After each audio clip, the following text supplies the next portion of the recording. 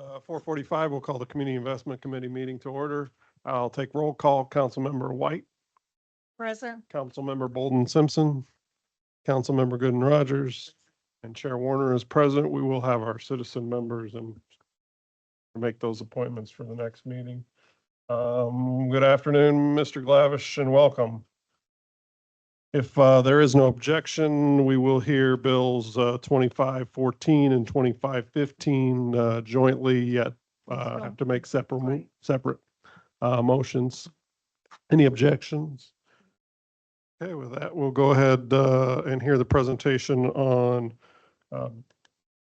Bill 2514 and Bill 2515, designating resolutions for tax abatements for 425 South Michigan Street. Welcome, Mr. Glavish. How are you this afternoon? I'm good. Thank you, Chair Warner. Thank you, members of the committee and the Common Council. My name is Eric Glavich. I'm Director of Growth and Opportunity. I have offices on the 14th floor of this building. I appreciate the opportunity to present to you these two declaratory resolutions for tax abatement. These two.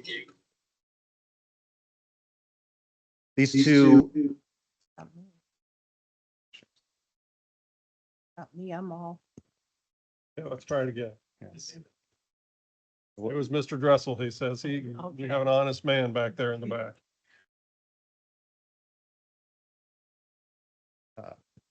These two declaratory resolutions for tax abatement are for property that everyone knows as the Inwoods Building. This is a large building located at 425 South Michigan Street, across the street from the old post office. You can see an exterior image on the screen. This property has been vacant for a very long time. It's for at least 25 years. It was built in the 1920s. It was originally a Sears and Roebuck store up until about 1949. At that point, it became the Inwoods store and was known as the Inwoods store, Inwoods grocery store up until about 1989.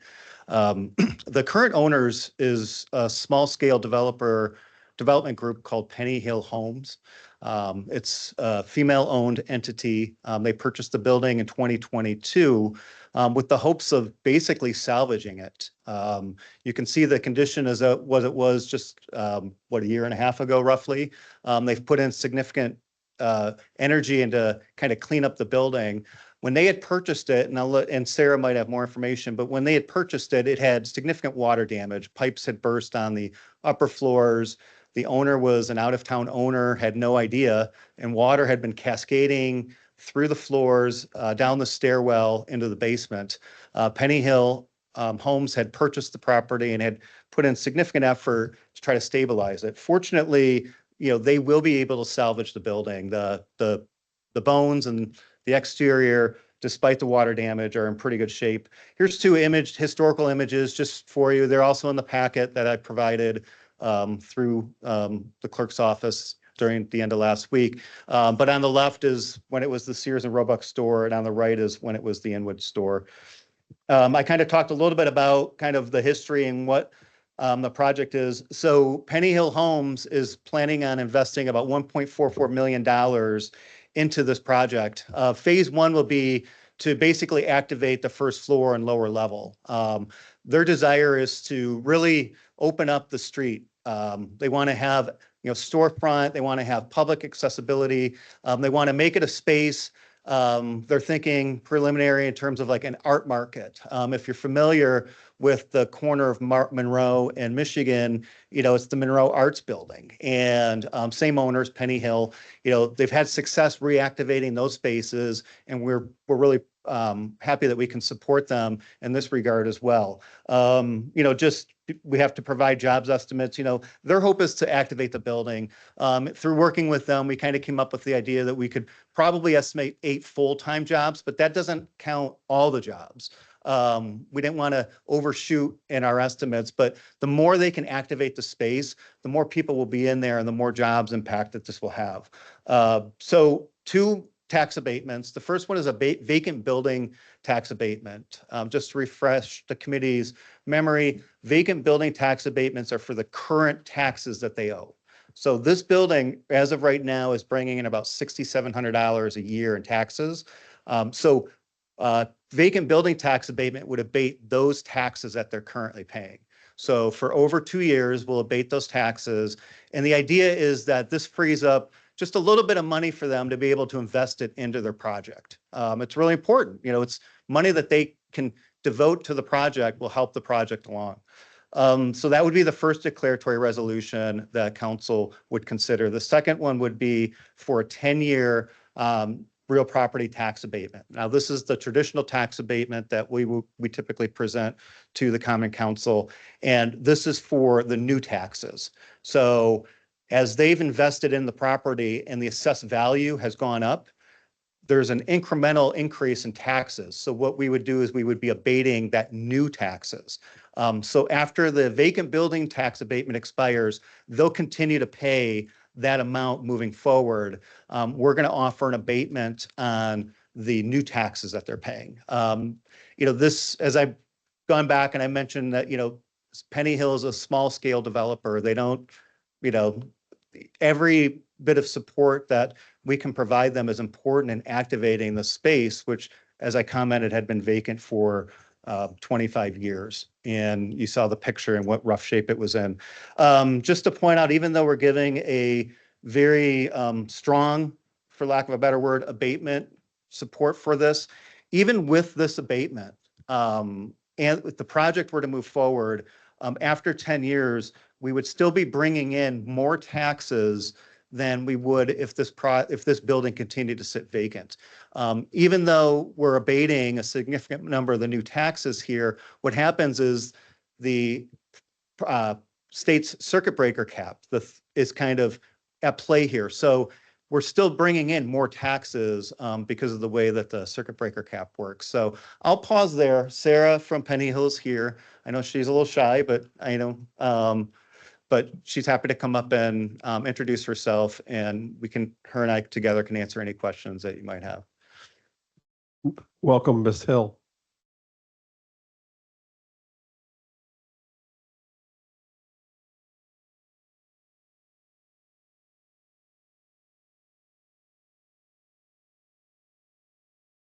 Hi there. Good afternoon. Good afternoon. What did Mr. Glavish leave out that you want to add in? Not one thing. Not one thing. Oh, yes, name and address. Sarah Hill, 1512 East Wayne Street, 46615. Thank you. Council or committee members, any questions?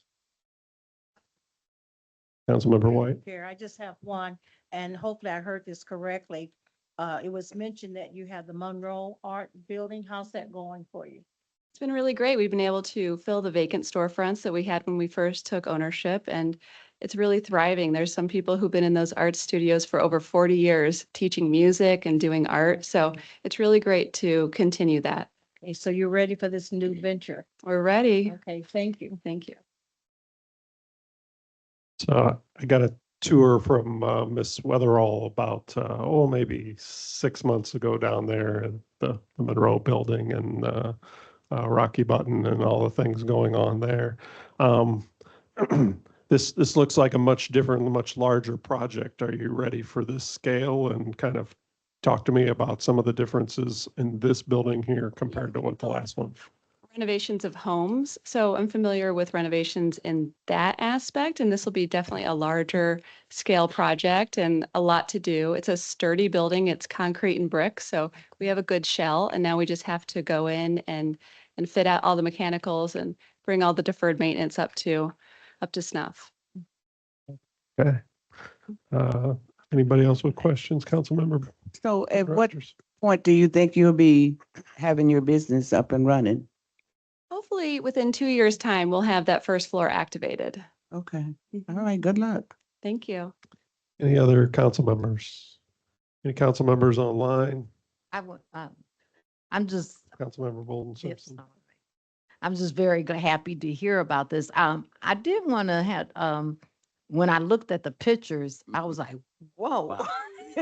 And so how do you go about, I don't know if this is for you to answer, or Mr. Clavich, how do you go about determining that this is salvageable? Because the pictures really took me aback, like it looks like it's falling down. It's pretty bad looking as is, even today, but I think the first thing we do is we just remove anything that is trash or debris. That's what we're doing right now. So we're just clearing out, bringing it down to a base level, what we have, getting just to concrete, and then going from there. Once we take all of that rotten wood away and Mhm. falling plaster, it's gonna look entirely different, and it's gonna be a blank slate. Thank you. Okay. Seeing none, I'll open it up to the public. Any members of the public wishing to speak on Bill 2514 or Bill 2515 in person or online? I do not see any members of the public wishing to speak in favor or in opposition of the bill.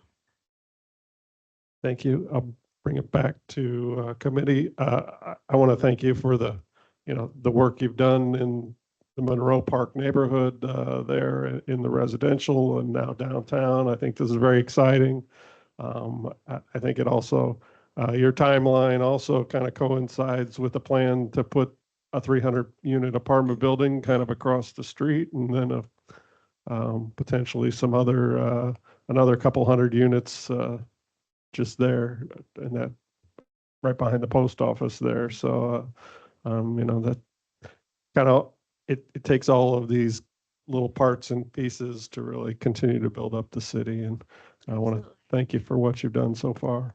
Thanks for your support. Any other committee members with comments?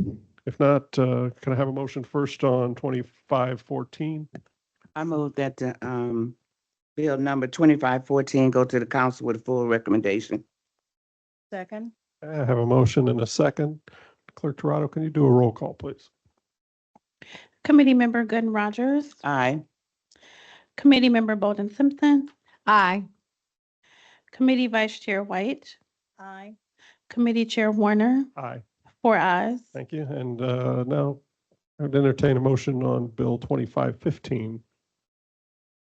I move that we send bill number 2515 to the council with a favorable recommendation. Second, I have a motion and a second. Clerk Toronto, roll call, please. Committee Member Bolden Simpson, Aye. Committee Member Gooden Rogers, Aye. Committee Vice Chair White, aye. Committee Chair Warner, Aye. 4 ayes. Okay, both will go forward to the full council with favorable recommendations. Now, Bill 2516, designated resolution for tax abatement for 25471 Cleveland Road. Eric Lavich, Director of Growth and Opportunity, office is on the 14th floor.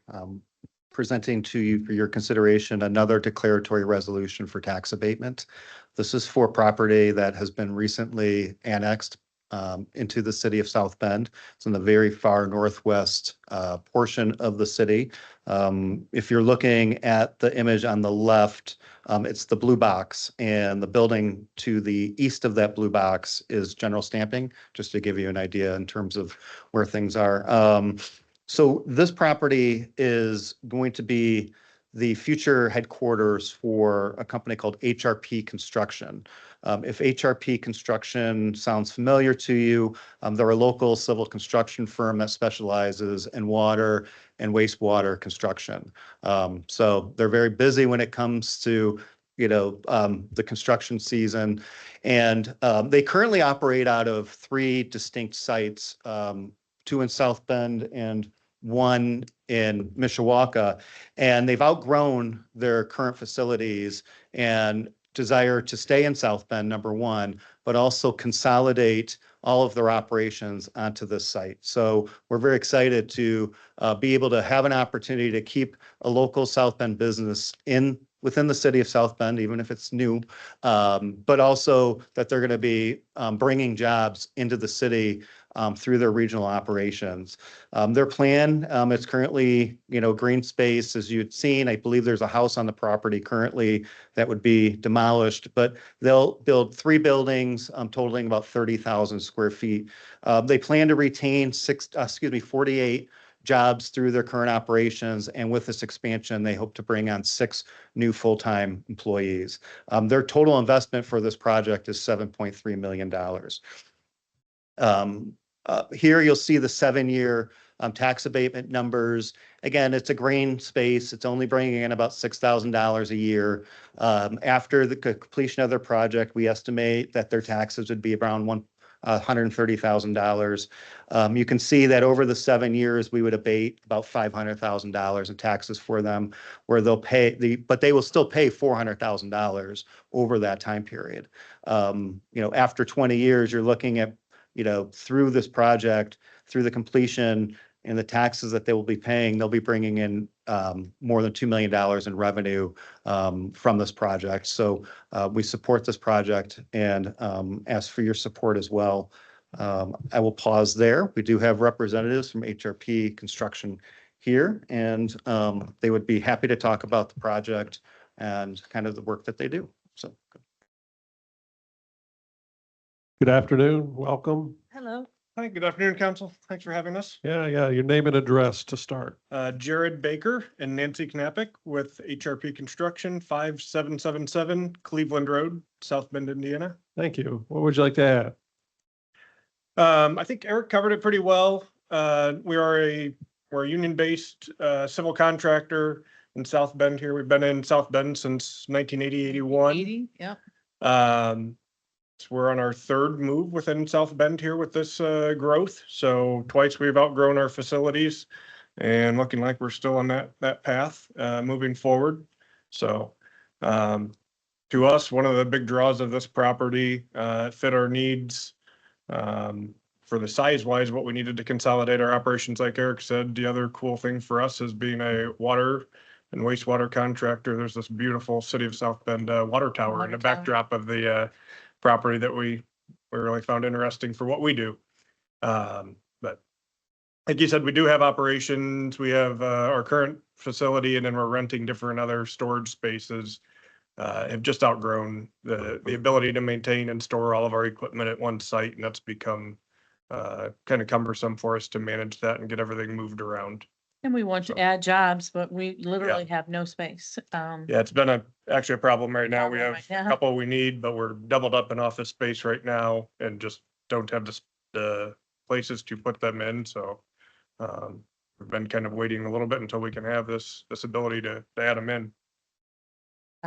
I've been with HRP for 15 years. I'm the vice president. He's senior project manager. Been with us 20 years. We plan on staying in South Bend. We looked at multiple properties, and one of the reasons we liked it is we were able to be annexed into the city. We laid the sewer and water that runs along that road. So it'd be cool to hook up to it. All right.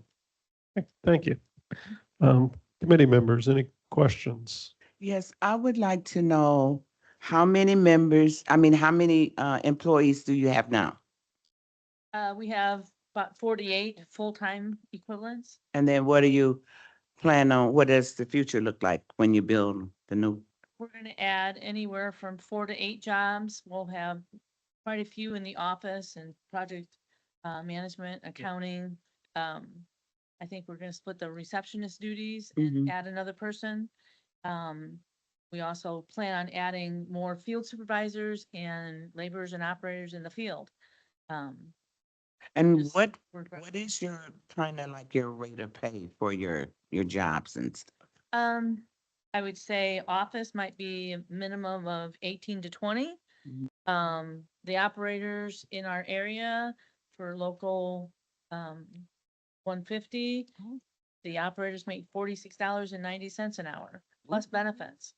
That's a journeyman. The laborers make $29.80, I think. They're right about $30 there. Yeah, with benefits. And even starting out as a labor apprentice, which we're always looking for apprentices, they're making $22 an hour.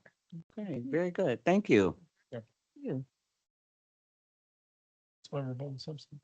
Well, first of all, thank you for keeping your business in South Bend, and yay for 150. My husband was a member of that before he retired. almost forgot my question. Oh, because I was so excited about that. Um, what exactly, so you build sewer lines? I want to understand exactly what you do.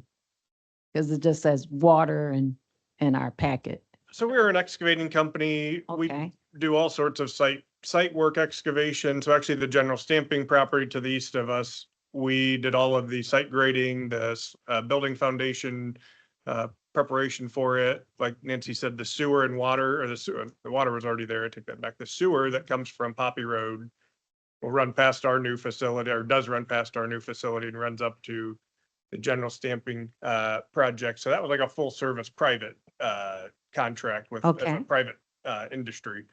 Much of our work's in the municipal markets, Mhm. being a sewer and water contractor. Obviously, you know, municipalities are the ones who own them. Very small portion of our work is in like subdivisions or work. We do some work at Notre Dame as well. But it's really any kind of excavation and then underground utilities such as water main sewer, storm sewer, which then involves road construction and that what's above it as well. So one more thing, Chair, if I may. May I have your, before you leave, I'd like your card. yeah, Okay. If you, absolutely. okay, thank you. I want to invite you somewhere. Okay. Thank you. Yes. Yes.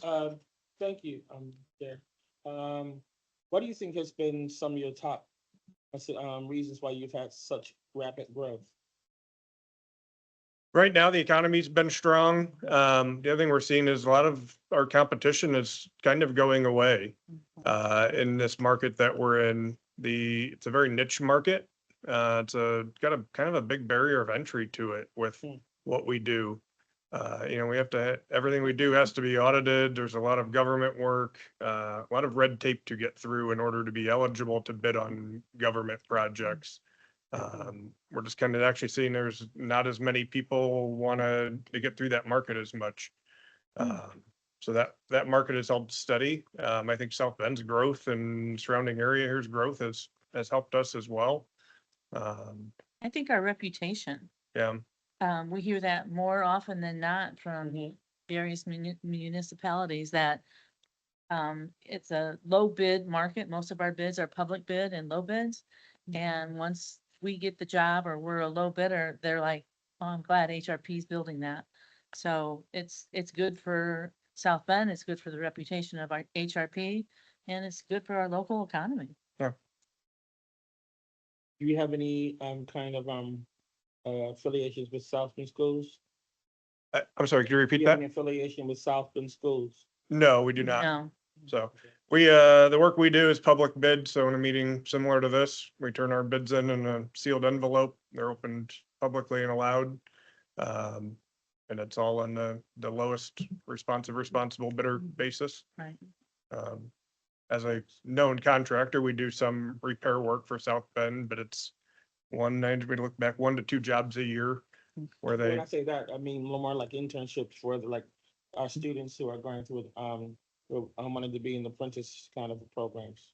oh, we would, We're constantly looking Yeah. for That's what I'm gonna invite you. able bodies up and coming because our business is growing Mhm. and we want I mean, it'd be great if we had contacts in the school system.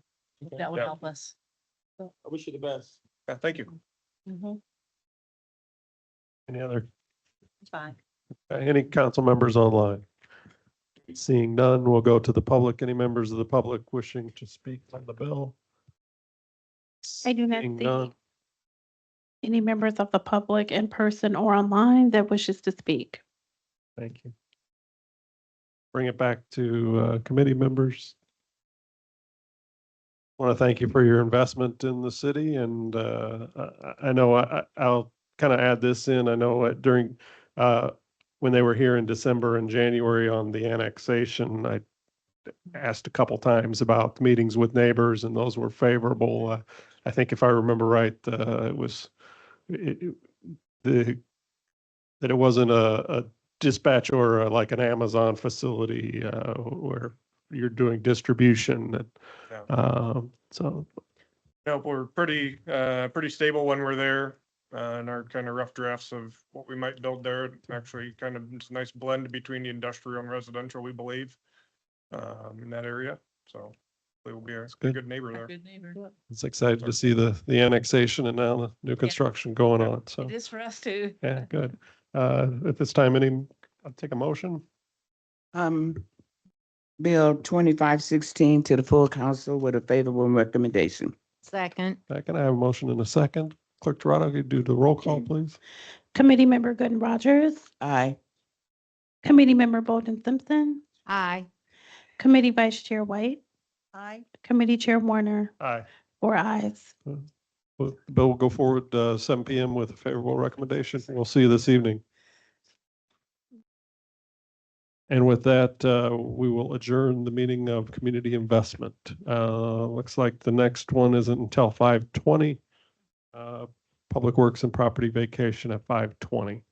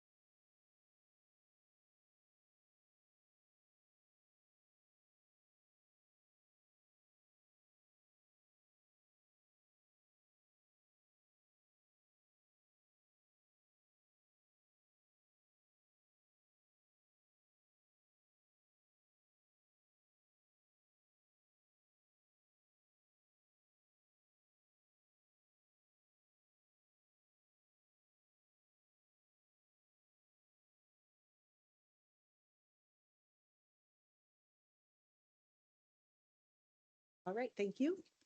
Good afternoon. It is now 5:20, and I would like to call to order the Public Works and Property Vacation Committee. Clerk Torado, would you mind calling the roll for the committee, please? Councilmember Warner. Councilmember Dr. Davis. Committee Vice Chair Gooden Rogers. Committee Chair Niskoski. Present. Citizen Member Carl Latrell. Present. Citizen Member Jason Piontek.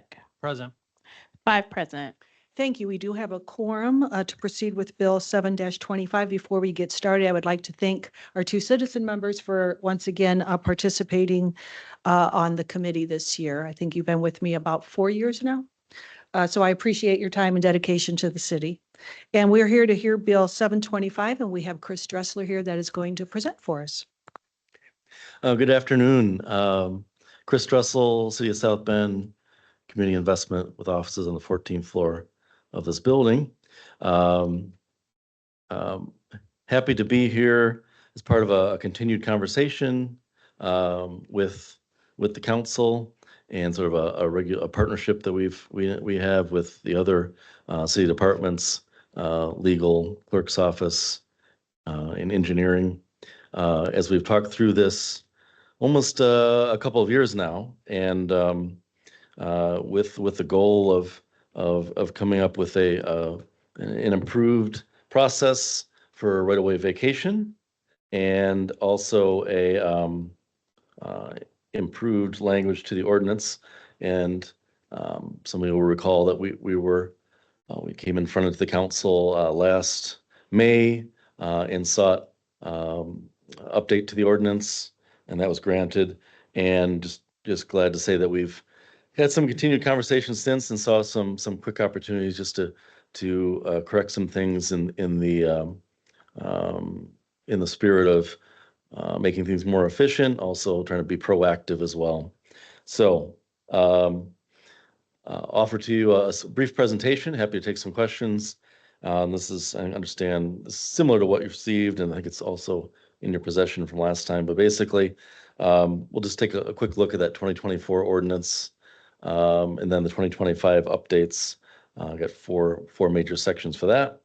2024 ordinance, we're, I think, principally able to offer, number one, some pre-application review guidance for petitioners that really didn't exist previously. And then we've also brought in some consistent coordination of the steps at the Board of Public Works level. And we've added in a $300 processing fee for those petitioners that are going forth with the Board of Public Works recommendation, and made sure that we had some criteria in place that was consistent for review of these requests. And then finally, in the filing process, we've made some updates to how the notifications happen between the petitioner and the neighboring properties. And then last but not least, made sure that we've had staff attendance at any of the hearings throughout the process, and really is a theme throughout, as I mentioned at the top, for the need for guidance for petitioners. So we'll take these in no particular order, but the first one, we had a Scrivener's error. We're correcting in section 185310. And then when it comes to fee payment, we saw, let's see, a more efficient way to do this is to split those fees. It's now $450 total if you go through the entire process.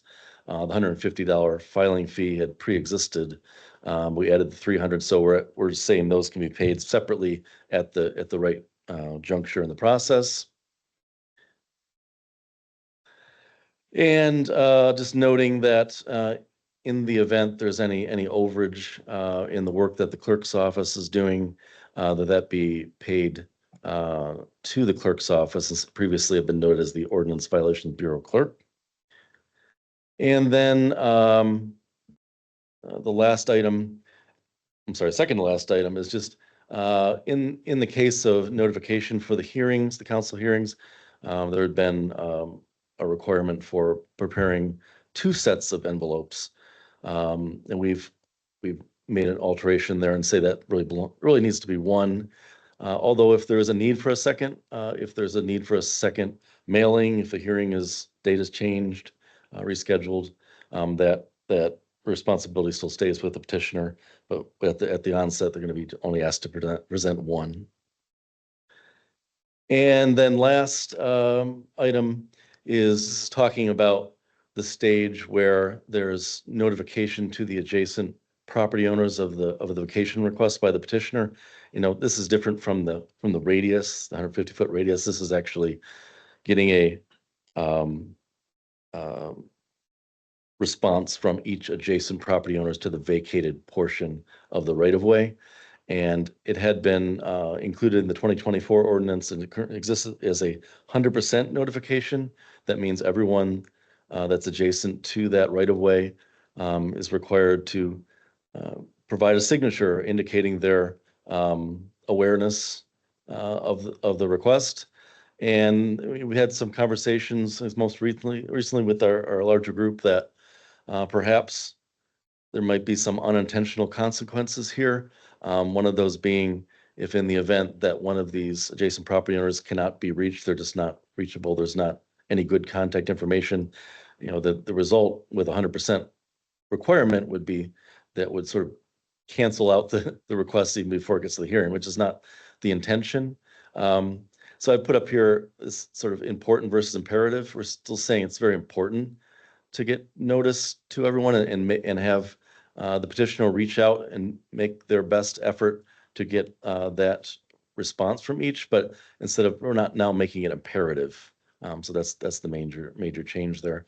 And one of the, I think with the spirit of this overall change that we started last year, is that we have the advantage now of being in conversation with these petitioners at the earliest possible stage before they're actually going to the Board of Public Works. And in the conversation we have, some of the basics like, why are you doing this? And we can, I think, add to that conversation is, you know, what do you have any conversation with these adjacent property owners? Sort of start to get that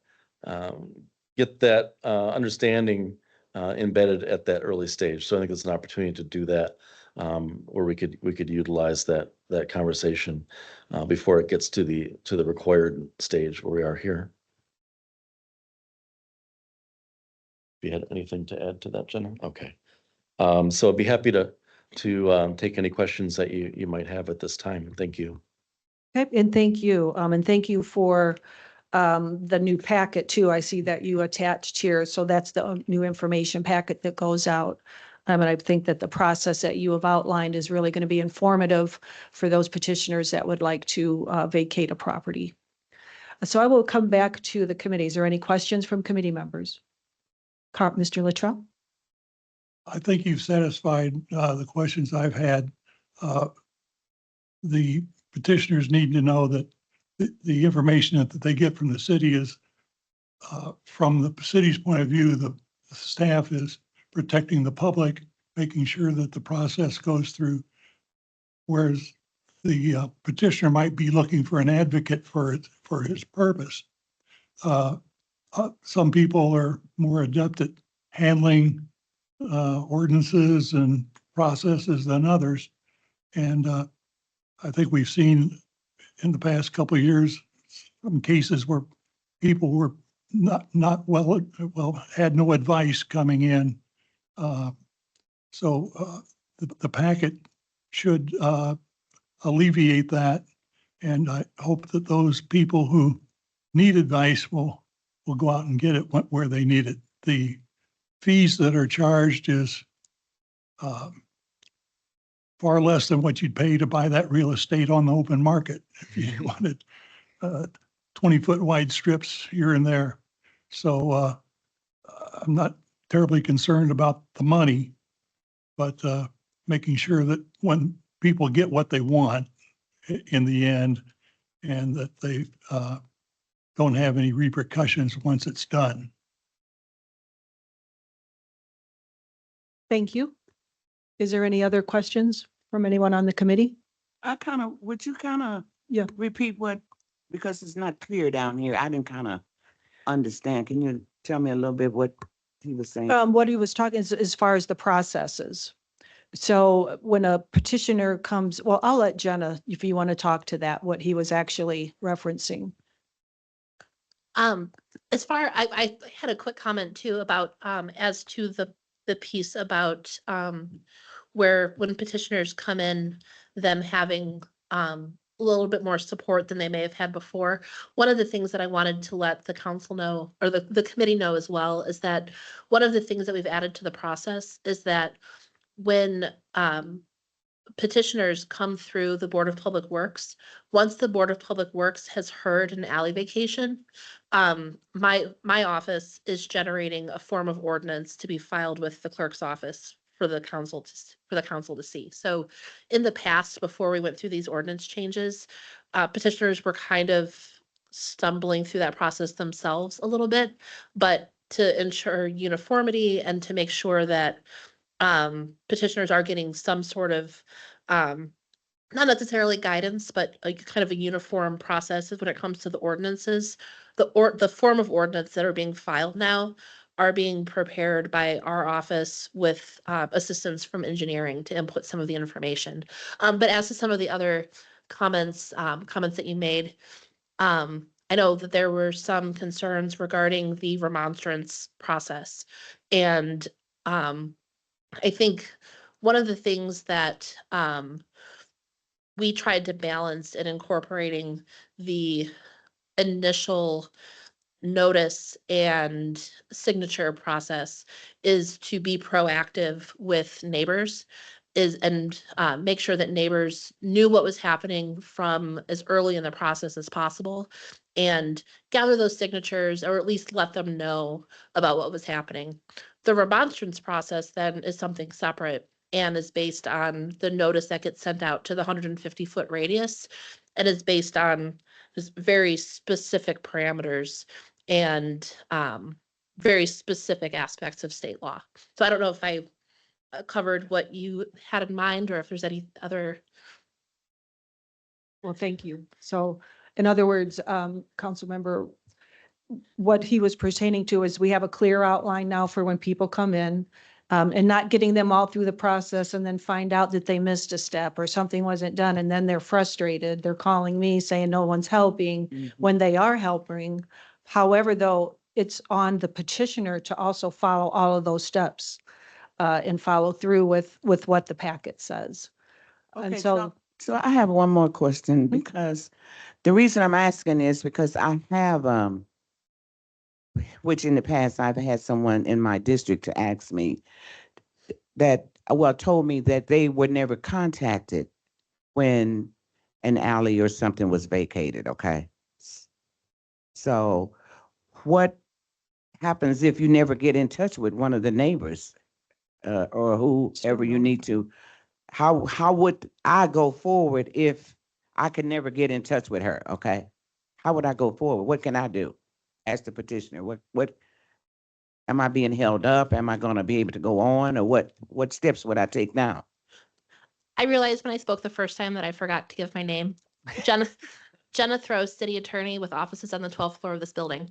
But as to your question, that's part of what we tried to address in these most recent round of amendments in 2025 is that previously with the 2024 amendments, a situation like what you proposed where someone is unable to reach one of the adjoining landowners for whatever reason, that could have stopped them from going through the process. But with the changes that we're proposing in the bill that's before the committee tonight, what we're asking now is for them to try to get signatures from 51% of the adjoining landowners whose property lines would actually be affected by the vacation. If they can't do that, if they can't find contact information, or they can't actually, not necessarily if they can't find contact information, because like there's ways to find the contact information for people, but if you can't actually shake hands with the neighbor and get their signature on paper, the city will accept for satisfaction of that section proof that you tried. So in that example that you gave, if the person can't actually meet their neighbor to be able to get the sign off, that won't stop them from being able to file the vacation as long as they can show proof that they have tried to reach the neighboring landowner. And again, that part of it only applies to the people whose property lines are actually affected by the part that's being vacated. There's a separate notice section that the clerk takes care of with the envelopes with the 150-foot radius. And that radius is determined with the help of engineering during the review process. Okay, thank you. Thank you. Yeah, so this process is to help kind of sharpen that up because that's some of the things that the issues we were encountering.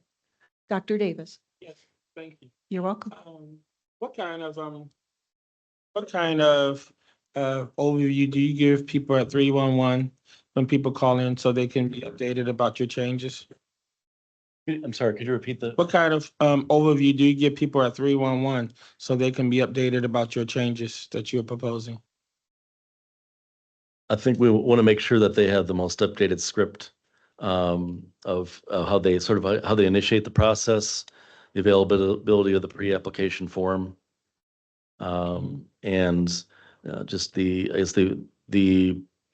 location for all the where the process lies. But I think the important thing for anyone that wanting to start is sort of recognize all the steps that are involved and the start of the process through that pre-application form. Okay. So basically, pending the approval of this, then you then update all your information and then you have a meeting with them and then they are sorry for hitting that. And then they advise about the new changes for the customers. Yes, I think we want to make sure all of those initial touch points are covered that are typically utilized for the vacation requests or vacation inquiries. Yeah. Okay, thank you. Thank you all for doing this. I appreciate it. Okay, is there any other questions? Nope. Okay, then I'm going, and thank you so much, and thank you for your time and efforts. I know we've been a while getting here, but I think we finally are here. Thank you so much. I'm going to go to the public hearing portion. Is there anyone here wishing to speak in favor of Bill 7-25? I do not see anyone in person or online wishing to speak in favor. Okay, is there anyone wishing to speak against? I do not see anyone in person or online wishing to speak in opposition. Thank you. I'm going to go ahead and close the public hearing on Bill 7-25. I will bring it back to the committee for any comments, or what is your pleasure regarding the bill? I would like to say that I appreciate the new changes because I have had several constituents that complained about not knowing different things and not knowing how to go about to do what they need to do. So this seems like it's going to be a lot better because I do have one that's waiting to try to do an alley vacate. So I appreciate it. So with that in mind, I'd like to say, what's this bill number? 725 yeah. be sent to the full council with a favorable recommendation. Second. Is it going to the council or the committee? I believe it goes to the committee of the Committee of whole. the whole, I'm sorry. Committee of the whole with favorable recommendation. Second. Okay, thank you so much. There's been a motion and it's been duly seconded. Clerk Trotto, could you call the roll, please? Councilmember Warner, Councilmember Dr. Davis, Aye. Committee Vice Chair Gooden Rogers, Aye. Committee Chair Nazgoski, Aye. Citizen Member Carl Luttrell, Aye. Citizen Member Jason Piontek. Aye. All ayes. Thank you. This bill will be sent with a favorable recommendation. And I would also like to make sure we acknowledge that Councilmember Warner is here. I think he got here a little bit late. Okay, thank you. This meeting is adjourned.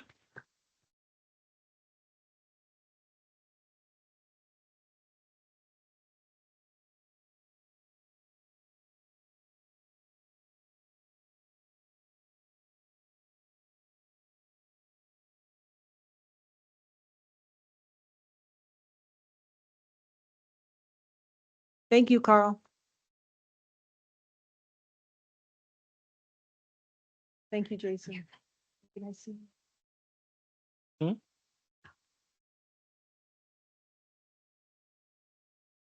Favorable.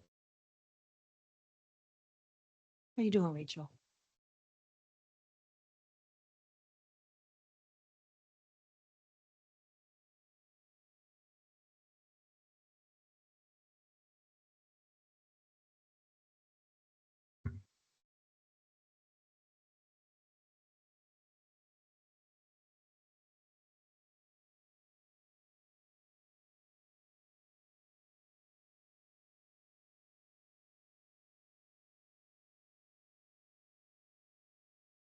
I'd like to call to order the Health and Public Safety Organizational Meeting.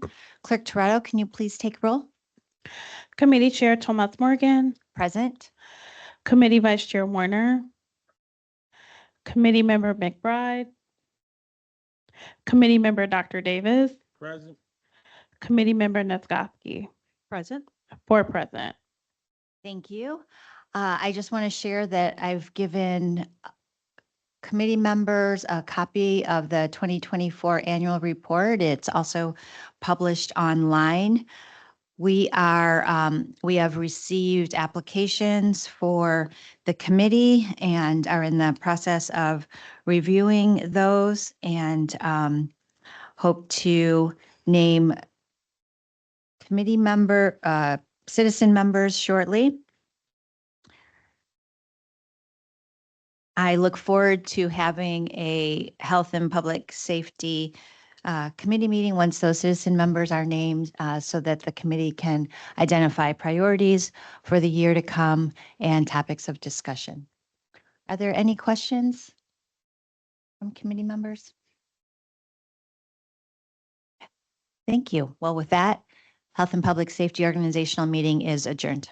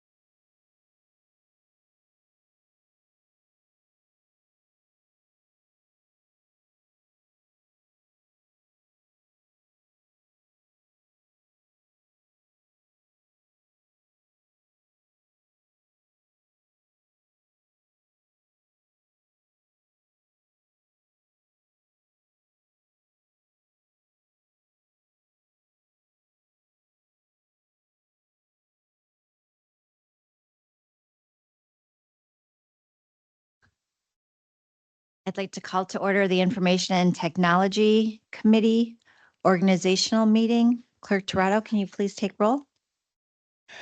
Committee Member McBride, Committee Member Dr. Davis, I'm here. Present. Committee Vice Chair Bolden Simpson, Present. Committee Chair Tomas Morgan. Present. 3 present. Thank you. I'd just like to read the mission of the Information Technology, the charge of the Information Technology Committee. The committee oversees the various activities of the city's Department of Innovation, which includes the divisions of Information Technology and 311, so that the city of South Bend remains competitive and on the cutting edge of developments in this area.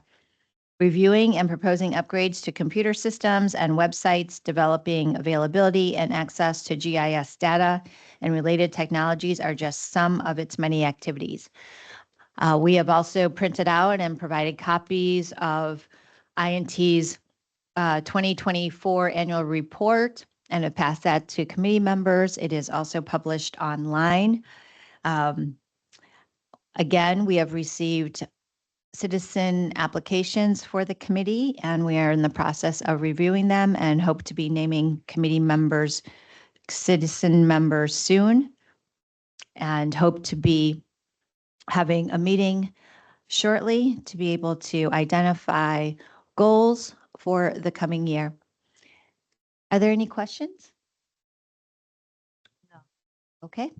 With that, we will adjourn the organizational meeting for the Information Technology Committee.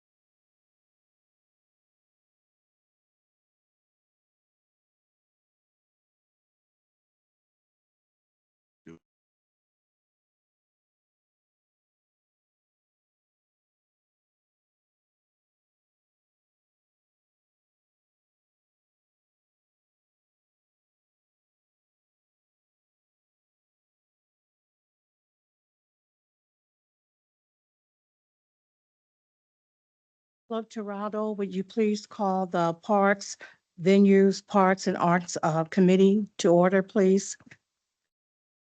And do the roll call. Committee Member Warner. Committee Member Gooden Rogers. Committee Vice Chair White. Present. Committee Chair McBride is excused. Three present. And I think she's working on the citizens to be members of the committee. I'm not certain if the committee members received the annual report from this committee. We are more than happy to send it. Okay.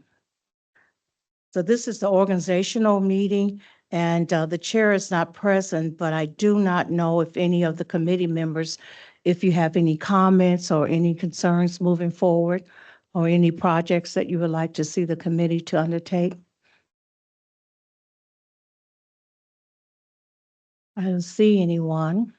And so I would like to entertain a motion to end the organizational meeting for parks. Is there a second? Second. And I don't believe we need a roll call at this time. Committee Member Warner.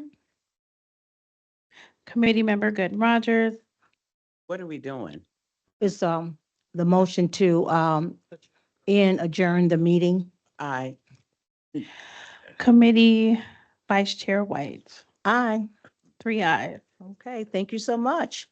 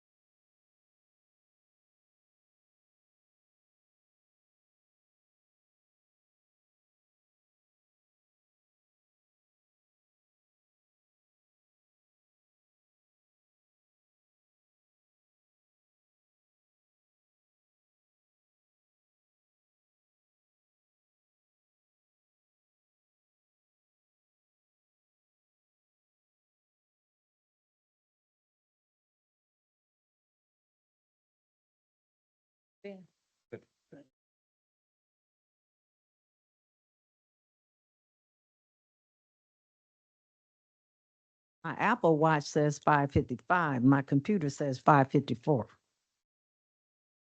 It's 5:55. Good evening. It is now 5:55 PM. The Utilities Committee Organizational Meeting is called to order. Clerk Toronto, will you please take roll? Councilmember Nisgowsky. Present. Councilmember Gooden Rogers. Present. Committee Vice Chair Dr. Davis. Present. Committee Chair Bolden Simpson. Present. Citizen Member Frida Johnson. Citizenmember Joseph Mayer. Present. All present. Thank you. Good evening to the members of the public in the chamber and those who are on Zoom. My name is Sherry Bolden Simpson, and I am the Chair of the Utilities Committee. Thank you to council members and committee members who have joined us today. I'll start by reading our charge. The Utilities Committee oversees the activities of all enterprises, entities, including but not limited to the Bureau of Waterworks, Bureau of Sewers, and all related matters. Today, we are having an organizational meeting. Let me begin by introducing our citizen members. Mr. Joseph Mayer is returning to serve another year. Mr. Ferdia Johnson begins his first term this year. Thank you to them. Thank you to those who applied. Thank you for your service. Members of the Utility Committee from 2024 did receive an annual report. I will make sure that you will get those. They are posted. And so I will make sure that everyone has those because we have some new members here. We did have one meeting that was held jointly with the Information and Technology Committee. Last year, our goal was to increase the number of citizens on the Utility Assistant Program. We believe that many of our citizens are eligible to receive many more are eligible, but they may not know how to apply or need help. And our 311 staff members are working diligently toward that goal. So I encourage any citizen that is struggling to pay their utility bills to call 311 and get assistance. Last year, Eric Horvath made an informative presentation about upgrades to pumping stations and sewer systems. I think it would be informative to take a tour of new pumping stations and sewer upgrades. So I will plan that. I would also like to hear from Denise Riddle, who does a good job of collecting data so we can make some goals, some data-informed goals. Are there any committee members that have comments or questions? I see none. Is there anyone in the public that would like to make a comment? I do not see anyone in person or online that wishes to make a comment. Thank you. So right now, the Utility Committee Organization meeting is now adjourned. Do I have to have a motion? Motion. With someone Second. second? So the Utilities Committee Organizational meeting is now adjourned. Cool. Thank you. All right, everybody. Still downstate. We're now going to do our informal meeting for the Common Council.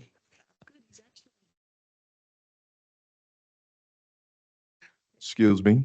We're going to do our informal meeting for the Common Council. Thank you very much.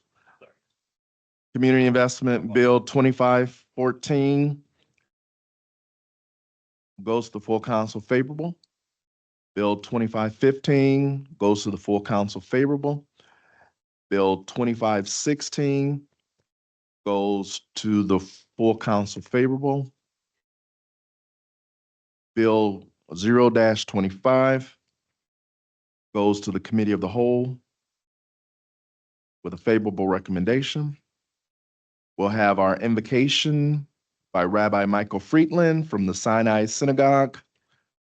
Of course, the pledge, roll call, reports from the subcommittee on minutes for February 10th. We're supposed to have a special recognition for WBS. We were postponed it to a later date. Reports from city offices. We'll have an update from Citizen Review Board. And then we'll go on to the committee of the whole. We have one bill. We'll go on the bills on third reading. We'll have one. And resolutions, we have 3 resolutions. And then bills on first readings, we have 1, 2, 3, 4, 5. Bills on first reading, unfinished business, new business, privilege of the floor and adjournment.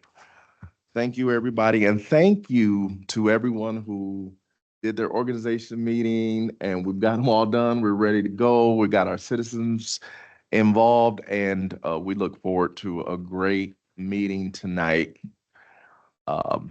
Thank you very much, and for council members, there is food in the back. Thank you.